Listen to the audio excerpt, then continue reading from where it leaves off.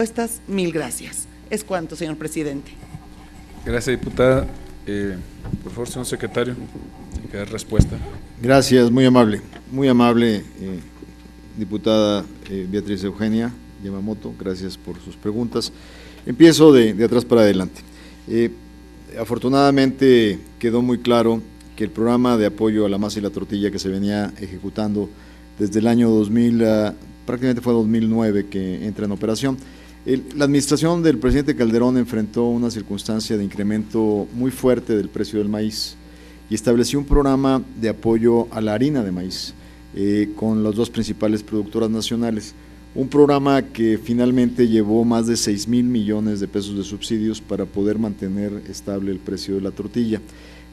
Ya implementado ese programa se dieron cuenta que eso solo beneficiaba al 55% de las tortillerías que utilizaban harina, porque el otro 45% utiliza nixtamal, que es directamente procesado del maíz. Y se estableció un programa a través justamente de los fondos que usted establece para dar un subsidio de $1 por kilogramo de tortilla a la industria, digamos, de la masa, no derivada de la harina. Eso se sostuvo. Y nosotros ya cuando estábamos preparándonos para entrar a la administración, yo recibí en múltiples ocasiones a los nixtamaleros y les hacía ver que eventualmente nos comprometimos y cumplimos con pagarles más de 400 millones de pesos que estaban pendientes del cierre de la administración, pero les dije con toda claridad que el programa se iba a suspender y que en transición les íbamos a dar 50 por kilogramo porque ya no había justificación. Si ahorita estamos observando que el precio del maíz bajó más de un 40%, ¿con qué justificación gasto yo el dinero de los contribuyentes mexicanos para subsidiar un producto que a todas luces, su insumo principal, ha caído casi la mitad su precio? En ese sentido, mi compromiso con ellos fue tratar de trabajar con el INADEM y con algunos recursos de la Subsecretaría de Industria para orientarnos a cómo mejorar el sistema de productividad de las tortillerías, mejorar en materia de uso de energía, ayudarlos a tener maquinaria más moderna, sustituir algunos temas que ya no son productivos y la verdad es que ese compromiso existe y lo estamos estableciendo. Hay muchos programas dentro del INADEM que van orientados a los pequeños establecimientos y que son realmente muy interesantes. Uno de ellos es el que estamos haciendo con misceláneas, tiendas de abarrotes, donde vemos que las tiendas de conveniencia no solo son los supermercados los que amenazan, sino los que más amenazan son las cadenas. Y en ese sentido vemos que la tienda de la esquina estaba en desventaja con las tiendas de conveniencia porque el 30% de los ingresos de las tiendas de conveniencia son por venta a tiempo aire. Al llevarles conectividad a los abarrotes, estamos dándole una mejor condición competitiva para que puedan vender tiempo aire, para que puedan cobrar servicios públicos, para que puedan tener una serie de operaciones y de llevar sus inventarios y de tener un sistema más apropiado de eficiencia en manejo de sus inventarios. En ese sentido, estamos con un programa muy importante en 2 o 3 estados de la República que estamos tratando de multiplicar conjuntamente con nuestros principales aliados. ¿Quiénes son? Por los miembros de Conméxico, que son los grandes distribuidores de refrescos, de botanas, de pan, porque ellos son los principales interesados en que se preserve el sistema de distribución detallista, porque no quieren ser sujetos a negociaciones muy duras con grandes cadenas, ya sea automercado o tiendas de conveniencia. Y yo creo que en ese sentido estamos trabajando al igual que lo haremos con masa y tortilla para ver un reposicionamiento. Un tema que va a impactar a esto es eventualmente el impacto que tenga los mejoramientos de los precios de energía y gas. ¿Por qué? Porque el 25% de hacer un kilogramo de tortilla, el costo es energía y sin duda ahí va a haber un impacto importante. En materia de financiamiento, diputado, usted habla fundamentalmente de por qué no establecemos una financiera para las pymes.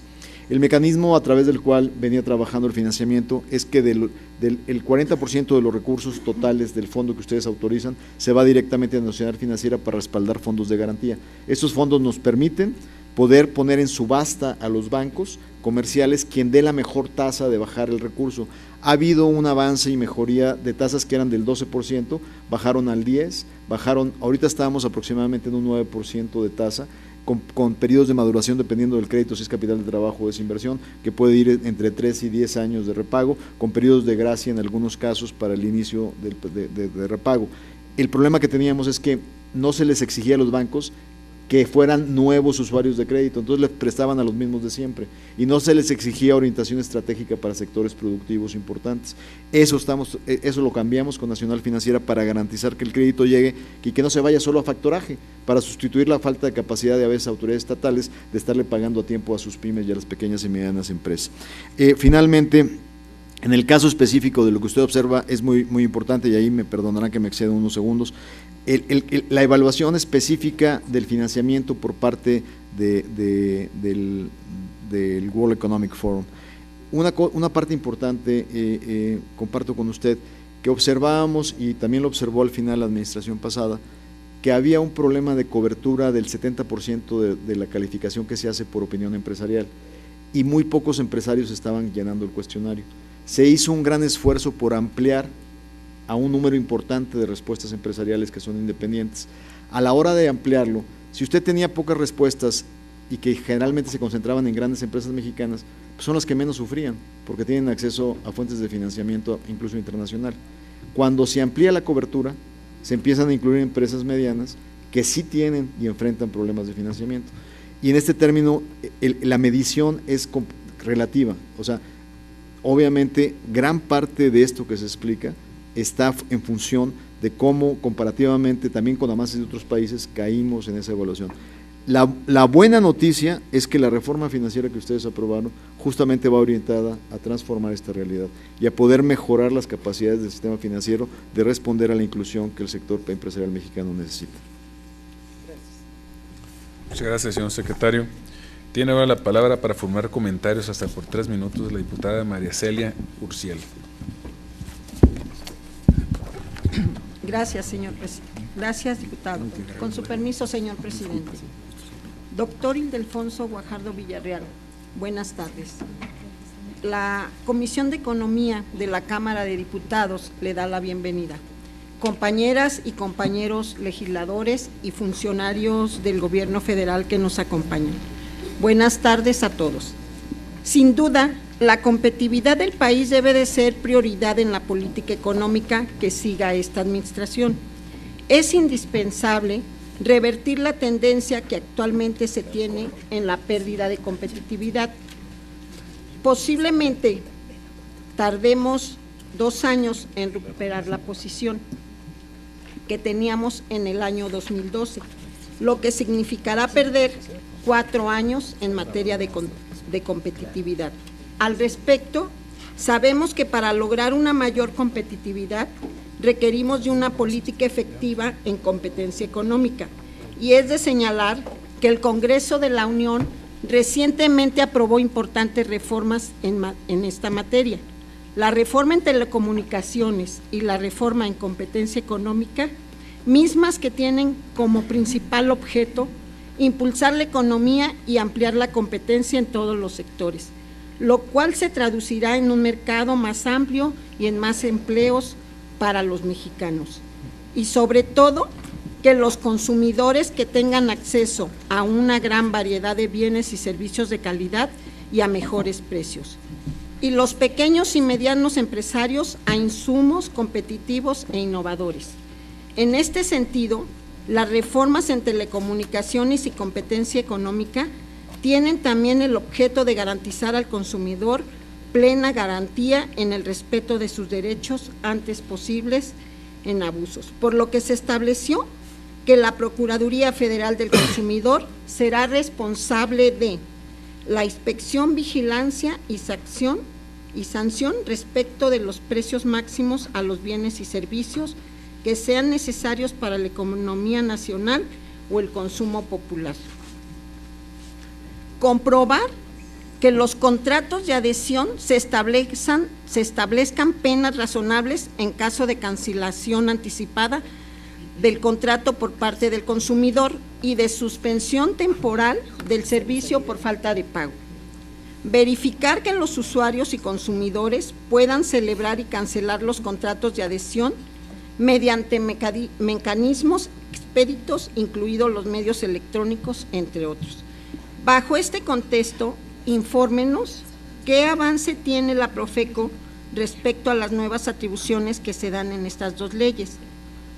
Esa sería la primera pregunta. ¿Cuántas denuncias se han presentado por abusos a los derechos de los consumidores derivado de prácticas monopólicas? ¿Y cuántas sanciones se han dado al respecto?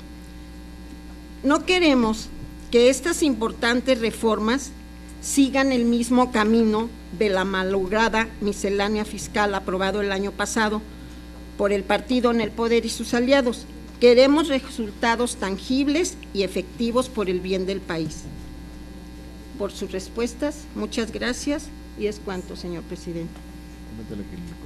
Sí, pues como este era el comentario, no eran preguntas, lo va a contestar cuando termine esta ronda.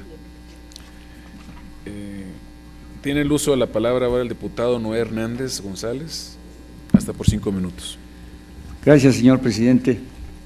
Señor secretario de Economía, doctor Ildefonso Guajardo Villarreal, sea usted bienvenido, al igual que su equipo de trabajo.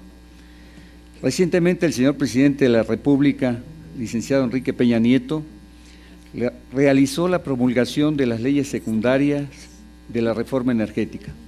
Con esa promulgación se consolidó uno de los cambios más importantes que han ocurrido en nuestro país en las últimas décadas. La reforma energética representa, entre otras cosas, y sin lugar a dudas, un nuevo paradigma que impulsará el desarrollo de México. Con ella estamos transitando de un modelo de desarrollo energético basado en el petróleo como fuente de ingresos públicos a un nuevo modelo de crecimiento económico que se va a apoyar en la promoción de inversiones nacionales y extranjeras en hidrocarburos y electricidad para generar nuevas oportunidades de negocio y de empleo en toda la cadena de valor de la industria energética. Muchas de esas oportunidades de inversión y de empleo deberán ser en beneficio de los trabajadores mexicanos y de sus familias. Las medidas de contenido nacional que se acordaron y establecieron en las leyes secundarias de la reforma energética son claves para garantizar que la reforma se convierta en una verdadera y auténtica palanca de desarrollo para el país y en su conjunto, y particularmente para la micro, pequeñas y medianas empresas de México, mismas que son las principales generadoras de empleo y desarrollo económico en el país. Por ello, será fundamental que en su labor la Secretaría de Economía establezca los programas y esquemas que permitan efectivamente detonar las cadenas productivas y que incentive la transferencia de tecnología que democratice el cambio tecnológico de la planta productiva del país y así logremos transformar efectivamente a México. Como sabemos, la Secretaría de Economía quedó a cargo de la metodología para la medición y verificación del contenido nacional, además del desarrollo de proveedores mexicanos y de la promoción de inversiones. Todas estas responsabilidades son cruciales para hacer que la reforma energética sea efectivamente una fuente de beneficios para todos los mexicanos y así también un vehículo que nos llevará a una nueva etapa de crecimiento económico y bienestar para nuestro país. Por todo ello, nos interesa saber, señor secretario, cuánto se ha avanzado ya en su secretaría para cumplir con las nuevas atribuciones que le ha conferido esta reforma energética aprobada y sus leyes secundarias. Por su respuesta, muchas gracias. Muchas gracias, señor diputado. Y tiene la palabra el secretario para responder la pregunta. Gracias. Diputado Noé Hernández, sin duda que las obligaciones que este legislativo establece para la Secretaría de Economía, nuevas atribuciones dentro de la Ley de Energía, fueron muy claras y específicas. Los términos de tiempo que los transitorios de esta ley habían definido para su ejecución fueron mandatados por el señor presidente y fueron acortados. Nos pidió que aceleráramos nuestros trabajos de implementación. Les puedo decir que prácticamente tenemos constituido ya el esquema del nuevo fideicomiso para poder operar en la transición de lo que era FISO, que estaba en IDADEM, a lo que va a ser el nuevo fideicomiso que encabezará esta nueva unidad en la Subsecretaría de Industria, Tenemos ya la aprobación de las partidas presupuestales para crear una unidad con un jefe de unidad que va a ser su responsable justamente del aterrizaje de estas atribuciones, con 2 direcciones generales, una para hidrocarburos y una para energía.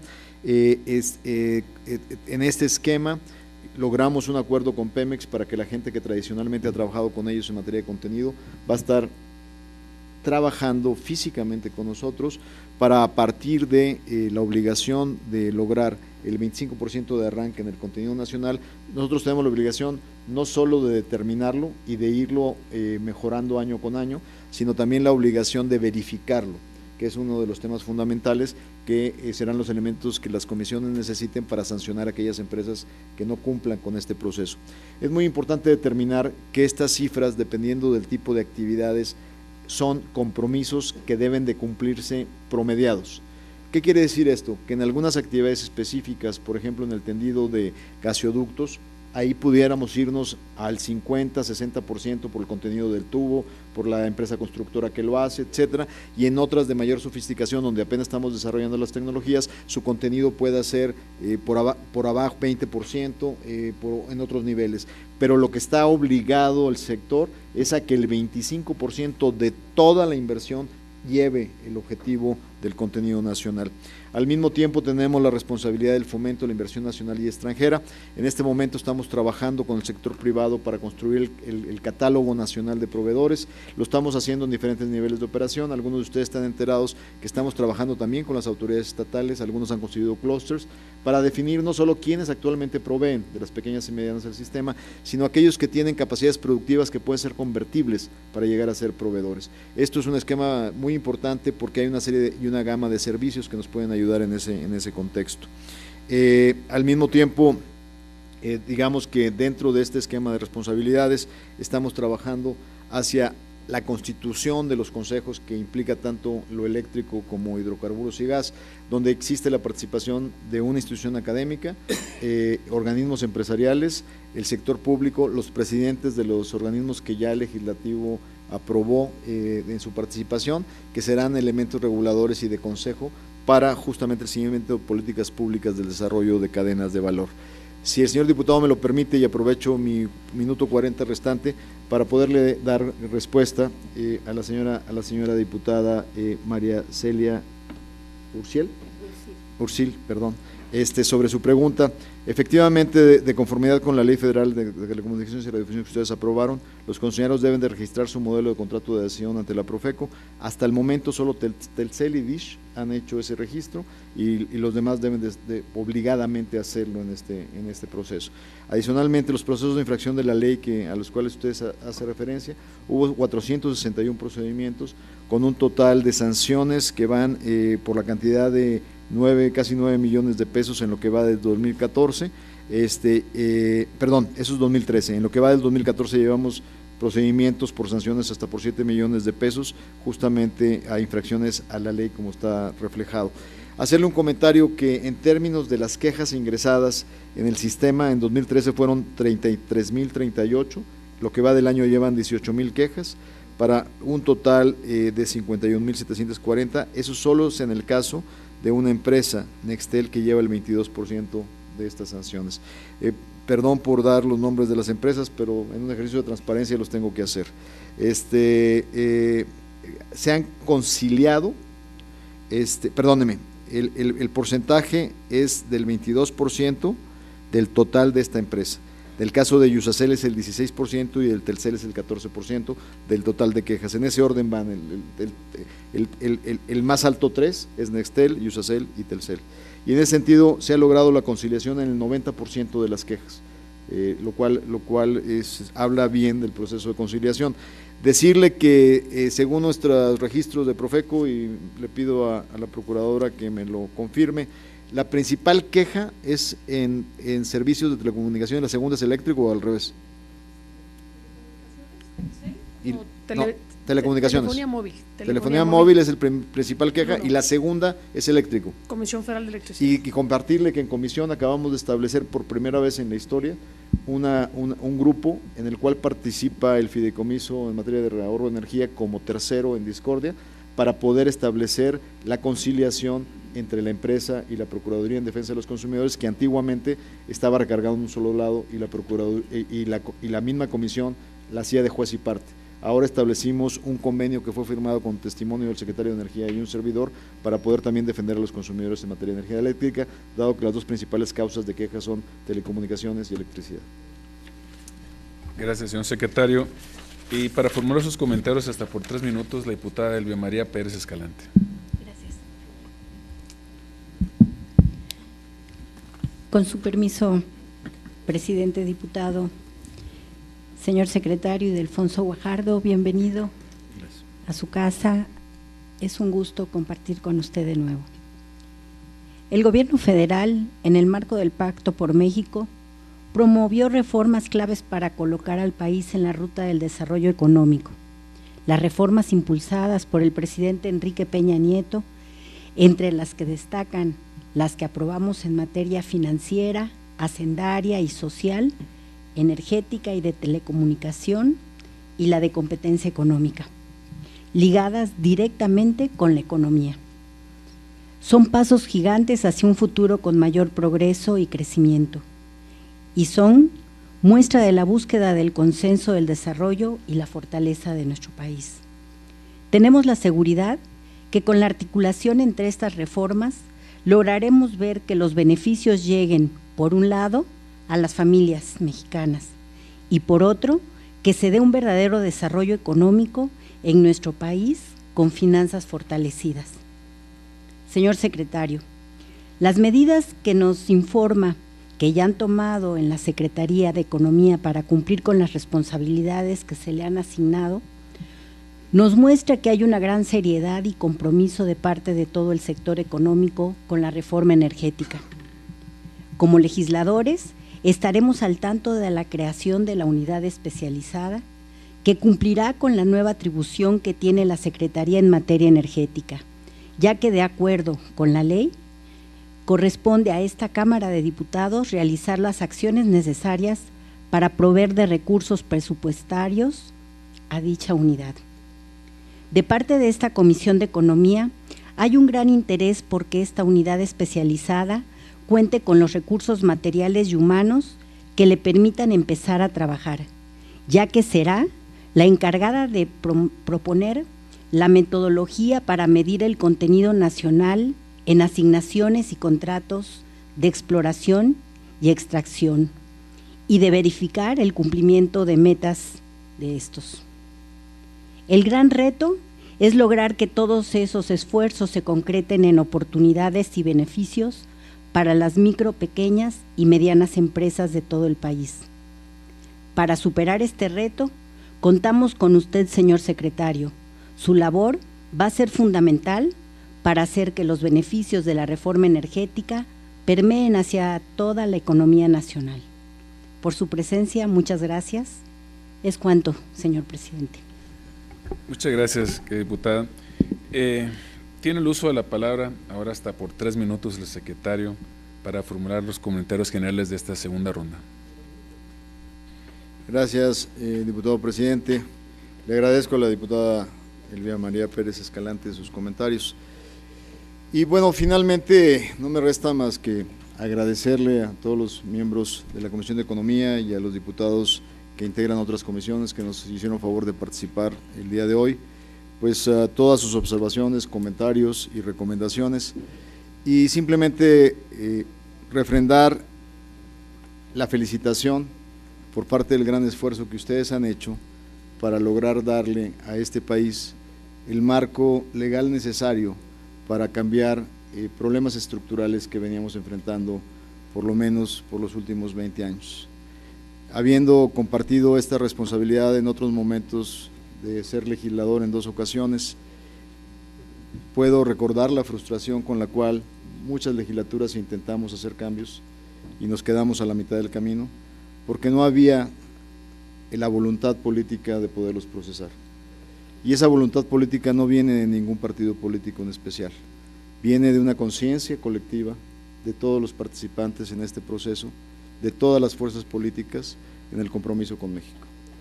Creo que el futuro y la historia de México les guardará a ustedes un lugar muy relevante, porque quedará impreso la gran transformación que ustedes fueron capaces de procesar en esta 62 legislatura. Tengan ustedes el reconocimiento de un servidor y sin duda el compromiso de que a partir de esas reformas estaremos poniendo lo mejor de nosotros mismos los funcionarios públicos para implementarlas a pie juntillas como debe de ser y poder observar que en el proceso de implementación no transgiversemos el ideal del legislador en lo que se comprometió en este proceso. Realmente debemos de sentirnos orgullosos como mexicanos, porque ante el mundo hoy hay muy pocos países que pueden mandar el mensaje que su clase política fue capaz de lograr consensos necesarios para transformar el país. A un servidor le toca participar en muchos foros internacionales y he sido testigo presencial de los reconocimientos que México como país se ha llevado. Y esos reconocimientos no son ni para una persona ni para un partido político, son para la capacidad de conducción que ustedes han mostrado en favor de la nación. Gracias. Muchas gracias, señor secretario. Y pues es momento de agradecer al secretario Alfonso Guajardo su asistencia, así como y obviamente y a todos sus funcionarios, así como a los diputados de la comisión que nos acompañaron, que de esta comisión que me honro en presidir. Y ha sido por demás enriquecedora esta comparecencia. He escuchado atentamente todos los posicionamientos, preguntas, respuestas, inquietudes que se han plasmado en esta mesa. La verdad que me voy muy contento porque creo que esto va a ser por el bien del país. Sin embargo, yo creo que quisiera aprovechar, ya que no me tocó dar ningún comentario, pues no quisiera desaprovechar esta oportunidad, aunque sea muy brevemente, dar dos comentarios muy sencillos, señor secretario. Estoy convencido de que para potencializar el crecimiento de México es necesario que trabajemos muy fuerte en una política económica industrial regional. Realmente no va a haber otra actividad que pueda realmente atender y darle trabajo a cuánta gente tenemos en el país. Un país que es un mosaico realmente diferente, es el norte, el noroeste, que el noreste, diferente es el sureste, que es el centro del país. Y todos esos casos de éxito que hoy algunos diputados y tú en lo especial lo comentaste, esos casos de éxito básicamente son industriales. O sea, el tema turístico sin duda también nos va a generar mucha riqueza y empleos, pero realmente para que este país le dé empleo a tantos millones de habitantes que hoy están sin él, realmente tenemos que tener esa política industrial y regional. Algo que también es muy importante, como país tenemos una herramienta que es muy poderosa, que es el presupuesto. Y ya me gustaría que fuéramos juntos realmente a la construcción de un Consejo Consultivo Nacional para la reforma del presupuesto con dos visiones.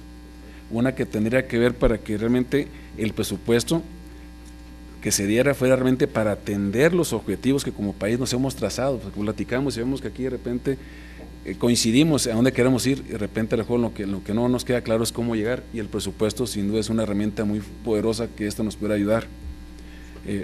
Hoy hablábamos ahorita de que pues por qué no tenemos una banca de desarrollo para la MIPYMES, ¿no? Anteriormente existía, pues, ¿te acuerdas lo que era lo que había para la industria, el FIDEC,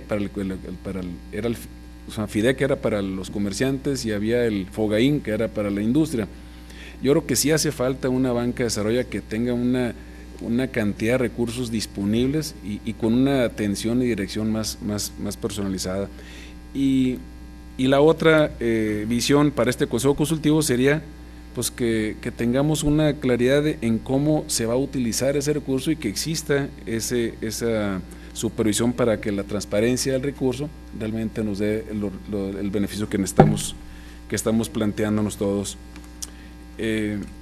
Y quisiera pues con eso terminar, así que siendo esta la última de las rondas establecidas y de conformidad con el numeral 2 del artículo 200 del reglamento de la Cámara de Diputados, las solicitudes de preguntas por escrito que se presenten en los términos de los artículos 69 y 93 de la Constitución Política de los Estados Unidos Mexicanos se remitirán a la Junta de Coordinación Política a efecto de que dicho órgano defina lo conducente.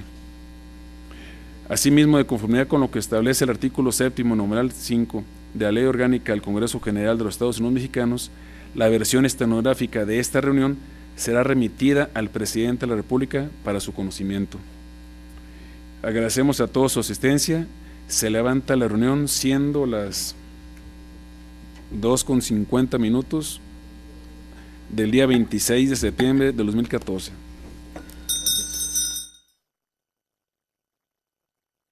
De esta manera se llevó a cabo la comparecencia del secretario de Economía ante los integrantes de la Comisión de Economía de la Cámara de Diputados, en la que se desarrolló el análisis de la glosa del segundo informe de gobierno del titular del Poder Ejecutivo Federal, en la que el funcionario presentó información en relación a la política económica, pero también respondió cuestionamientos de las y los legisladores que integran este órgano legislativo y después de los posicionamientos de grupos parlamentarios. Señaló que la Secretaría de Economía y su sector coordinador continúan trabajando en la implementación de los programas y políticas de su competencia a fin de contribuir a lograr un crecimiento económico sostenido, sustentable y regionalmente equilibrado. Dentro de los comentarios también que presentó en esta comparecencia, mencionó que se trabaja en el diseño e implementación de una política de fomento industrial e innovación que comprende acciones de carácter social y transversal. Explicó que se han dado pasos importantes en la consolidación de un ambiente propicio para la inversión, pero también que se ha avanzado en la tarea de armonizar las normas oficiales mexicanas y estas con sus pares internacionales. Finalmente, explicó que se impulsa a los emprendedores y el fortalecimiento de las capacidades de los MIPYMES del país por medio del Instituto Nacional del Emprendedor y el Fondo Emprendedor. Y de esta manera concluyó esta comparecencia aquí en la Cámara de Diputados.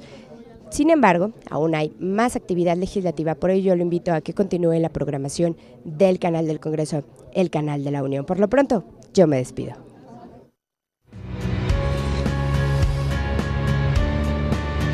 Canal del Congreso, el canal de la Unión, presentó.